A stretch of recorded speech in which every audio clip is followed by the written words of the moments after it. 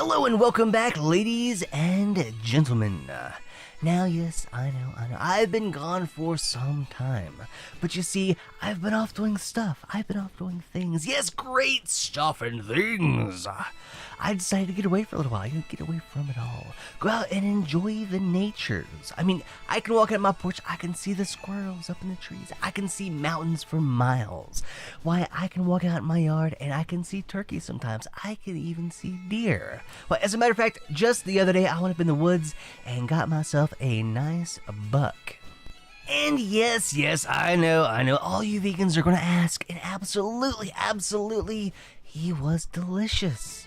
Deer burger is amazing. Yes, if you haven't tried venison, you should try some. It's a little bit gamey, but if you know how to cook it right, it is absolutely amazing. But anyway, I digress. I got to thinking. The thought hit me, is this because of my white privilege? My ability to literally walk my ass out to the forest and enjoy things. Is this white privilege at work? I mean, oh my god, what if the outside is racist? What if the outside hates black people? Oh my god!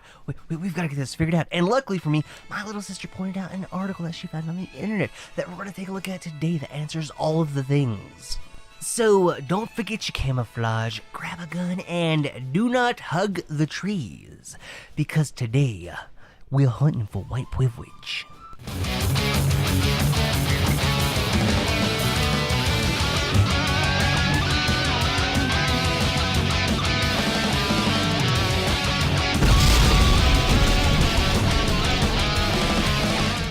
Alrighty, so this is an opinion piece from The Student Life. Insiders and outsiders in the outdoors. And just, my god, the sexy animation, it says it all. It speaks to me. Hey everybody, I'm a white guy and I like to go in the woods and camping and pooping in the forest. And this is a white person thing, it's all good and I'm dressed for it. I don't know about that, Whitey. They got mountains in the outside world, and I get my hipster sandals dirty, and oh goodness, where would I plug in my iPhone? Now, I'm not saying that this drawing is a little bit racist. I mean, it's not implying that the black person doesn't know how to dress for hiking and that they can't set up a tent and that they're scared of mountains and shit. I'm not saying any of that because we haven't read the article and that would be jumping to conclusions and we don't want to do that. So let's get into the article. Let's read a little bit of this wisdom. Comfort in a space is a privilege. This couch is so comfortable. Oh, now say, would you look at all that privilege? What? I'm not privileged. I paid for this couch. Oh, no, madam. The comfort you're feeling on the couch, that is the privilege. What are you talking about? It doesn't make any sense. Yes, I understand your confusion, but you see, madam, your ass would not be able to enjoy the comfort of that space if it was not a white ass. What does the color of my ass have to do with anything? Yes, well, what I'm really trying to say here is... Yo, couch, nigga. Buy another one, you rich mother... Yo, couch, nigga. Yo, couch. And the video is demonetized after the first sentence. Let's move on. Like many forms of privilege, it is left unobserved and overlooked by those who have it. People at the 5 C's feel comfortable in the spaces they can claim ownership over, and uncomfortable in spaces where they cannot. Okay, so comfort in a space is privilege. And places where people feel comfort, a space of comfort it's almost like a safe space. So safe spaces are for privileged people. You wouldn't agree with that, would you? No, yeah, because reasons, because I'm white and therefore wrong. Okay, let's move on. But those comfortable in a space often remain ignorant of their privilege because, paradoxically, those who are uncomfortable in the space will rarely enter it. Okay, so let me see if I can follow the logic here. So let's say that we're on campus and black people need a safe space. Are they then ignorant of their own privilege when they're in that safe space? So I'm just trying to go by your standards. That's all I'm trying to do. I'm not trying to do any wrong thing. Moving on, the 5 C's are known for their prominent outdoor programs, such as Pitzer Outdoor Adventure, POA, and the On the Loose, OTL, which are some of the most funded extracurricular activities on the Claremont colleges. However, POA and OTL trips are predominantly white spaces. Oh my god, places where there's predominantly white people, we can't let this stand! If we let white people dominate a space, people of color will be excluded and therefore oppressed, and we can't let that stand. Okay. Both clubs claim to be accessible, while trips are open to any student wanting to go. Not everyone feels the same ease in entering the outdoors. This discomfort is unfortunately caused by existing racial boundaries. Okay, hold on.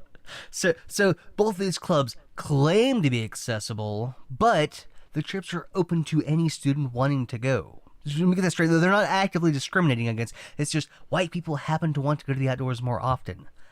But you think this is because of racial boundaries. Fantastic. So let's find out why. Historically, white people in imperialist conquests have appropriated land as their own. This imperial conquest has made racial boundaries that will persist for thousands of years to come, making darkies feel uncomfortable in the outdoors and the travelers there. Retards. North America rightfully belongs to indigenous communities, yet it has been taken away from them by force. Consequently, a false sense of ownership of nature permeates white America. Oh man, this just gets me right in the heart every time. Every time I think about those evil imperialist white devils coming and taking the land from the noble indigenous people. I mean, it's not like the indigenous people before white people got here, killed, raped, murdered, and pillaged other people for territory, going to war with other tribes and shit. No, that never happened. And if it did, it's okay because they were the same color. Oh, social justice, I love you. Okay. Similarly, the image of a modern outdoor enthusiast is white. White. Oh god, the white people. As is the historical image of a naturalist. The great icons of nature, John Muir, Walt Whitman, Henry David Thoreau, are all white men. At present, most famous rock climbers are also disproportionately white. Oh my god! We don't have enough representation of dark people climbing rocks. White supremacists keeping them off of the rocks outside. How dare you? Seriously, you want equal representation of people of color in rock climbing? Well, get out there and do it. Get out there and do it. Yeah, I tell you what. You go force the dark people to go climb rocks. Let me know how well it goes for you. Forcing people because of their skin color to go do a thing. You let me know, but because it offends your sensibility of distributed colors. You know what this is? This is a serious lethal case of OCD. You need matching colors for everything. Me. Okay. This whiteness manifests in the term outdoorsy. That's right, outdoorsy is a white man term. A descriptor for those who spend a significant time in the outdoors, who are equipped with the necessary gear, because it's only available to white people, don't you know, and who feel connected to nature, because white people can't feel connected to nature. The image of the outdoorsy individual is an exclusive classification that gives white people the authority to venture into the outdoors freely, leaving people of color behind. Hey, Tyrone, man, you want to go hiking with me tomorrow, man? It's supposed to be a beautiful day. Nah, man, I can't do it. I can't do it. What? Seriously? It's seriously, it's going to be absolutely amazing. It's going to be a great day. We'll get some exercise. Come on. Why not? Because, the outdoors is for white people. I mean, I went to go buy some hiking boots the other day because I heard about this good day that was coming up, and there was a white person on the box. Clearly, they are not made for black folk. But Tyrone, that's not how that works. It's not. And how many brothers do you see climbing rocks on TV? None. That's right, because rocks hate black people. Okay, now that's just silly. But the main reason I can't go is because white imperialists conquered and appropriated the land out there. That means that the outdoors is exclusively for white people. You see, all this nonsense makes me irrationally uncomfortable and therefore oppressed by the whiteness that is outdoors. Nigga, what? Okay, all jokes aside, this is a perfect example of the bigotry of low expectations. Anyway, on to the next part.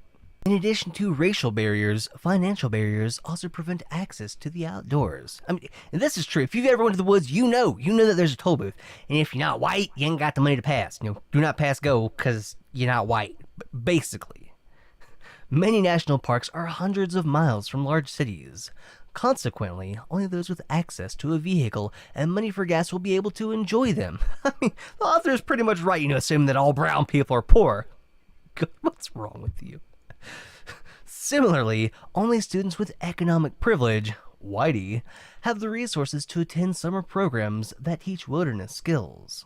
Thus, the emphasis on acquiring requisite skills and specific knowledge in order to access the outdoors excludes low-income individuals. Okay, so firstly, the information is free. You have the entire internet at your disposal. And for whatever reason, if you don't, you can go to a library. If you can't go to a library, maybe you shouldn't have exposed yourself in public. You pervert, you degenerate. Stop it. Shame on you. And secondly, yes, if you live in a big city, you're probably hundreds of miles away from the great outdoors. But you see, white or black, that's just the consequences of living in a big city.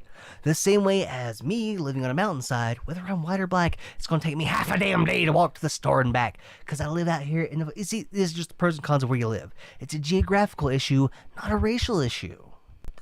Unless, of course, you're saying that only brown people can be poor, which I would really love to hear you make that argument. Again, moving on.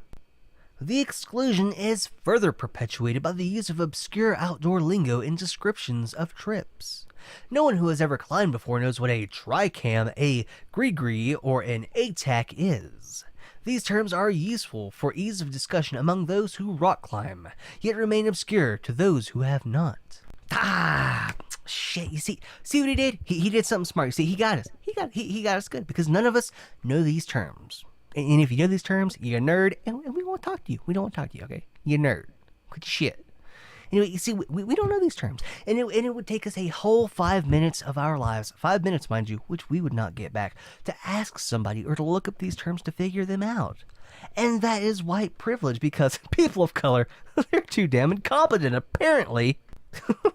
Seriously, I don't think you understand the implications of what you're saying here. You have no idea, do you? You don't even care, do you? Okay.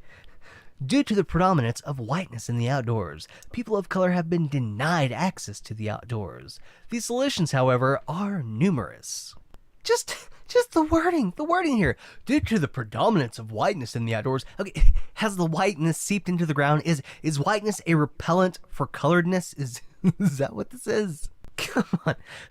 I can only imagine poor little brown person goes out to the woods and just out of nowhere, like 1,000 white people just pop up out of the bushes and shit, and they're just looking at him. Boy, this ain't the place for you. Woods ain't for colored folk. God. But you have solutions. You have solutions for this. So give me the solutions.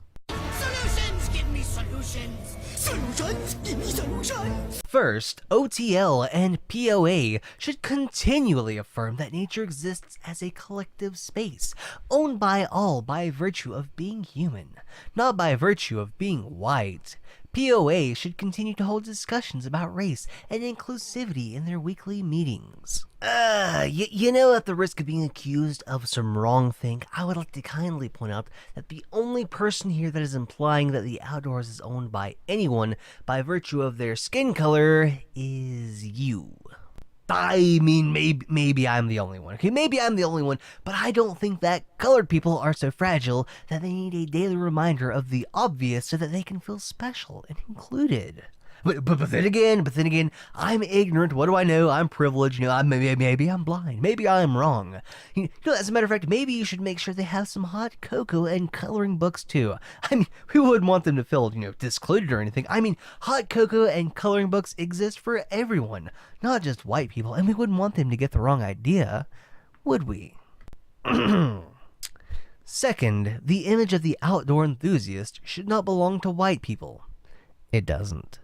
Conversely, people of color should feel comfortable identifying themselves as outdoorsy. That's kind of up to them, wouldn't you think? And white individuals should exert caution as to not dominate ownership of the word. You know what? To hell with all you colored people. Outdoors is a white word and I stand by it. Outdoors is my word as a white man and you can't have it. God. People can't own words, you asshole. Jesus Christ. Third, instead of declaring prerequisites, trips should proclaim their accessibility, their ability to accommodate everyone regardless of experience. POA and OTL should organize more accessible, entry-level workshops and trips that do not require advanced technical skills.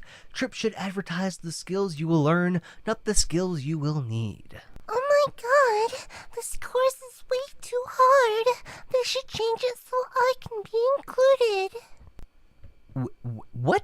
Dude, why don't you just apply for a different class for beginners or something? You don't have to take this one. But I want to go on this trip. They're clearly excluding me. Seriously? You want to drag down an entire class of dedicated people who know all the ropes and just want to have fun exercising the skills they've worked so hard to attain? Why? Look here, buddy. I'm an insufferable asshole and a selfish prick. It's what I do. Okay. Well, best of luck to you. Anyway, finally, OTL and POA should work with affinity groups to increase accessibility in the outdoors. These outdoor clubs should challenge their members to personally encourage those with no outdoor experience and those who have been systematically excluded to join a trip with them or attend a weekly meeting. Friendship can act as a portal to the wilderness for those who have historically been denied the privilege of comfort. So, what about the people who already know all the basics? You know, the people who want to learn and gain experience at an expert level. What about the people who want to feel comfortable in a setting where they know the people around them have the experience and training to maintain a safe environment on an advanced trip?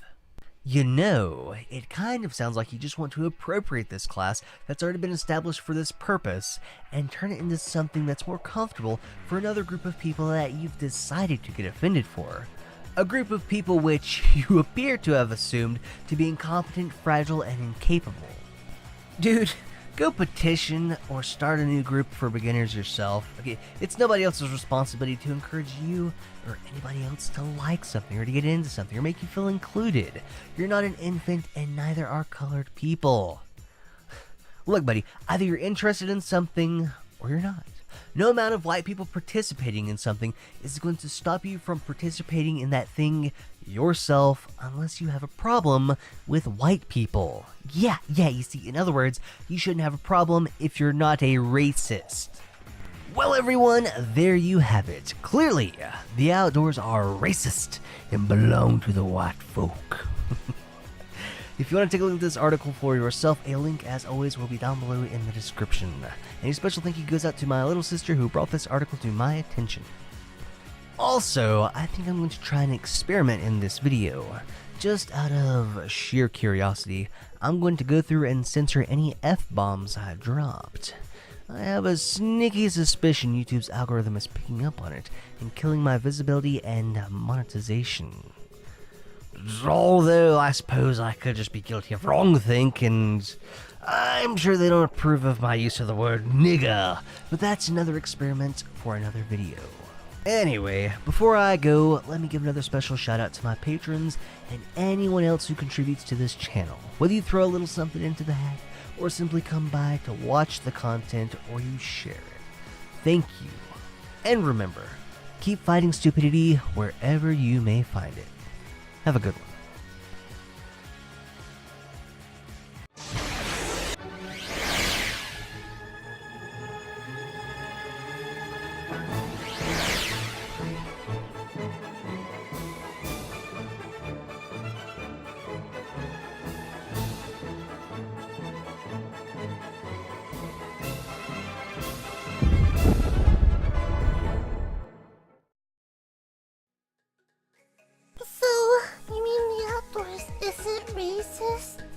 Why, no, not even a little.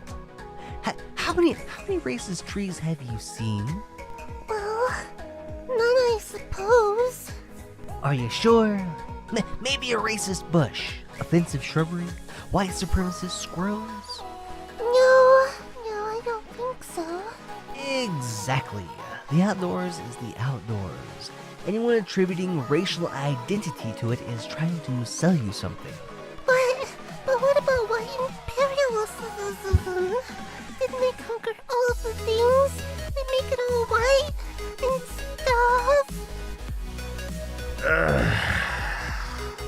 Yeah, you know what, I lied, okay? The outdoors is racist and the white Imperials will arrest you if you're a darky trying to cross into our territory. Ermigerd! Exposed! You're not gonna kill me! Archers! Anyone else feel like running?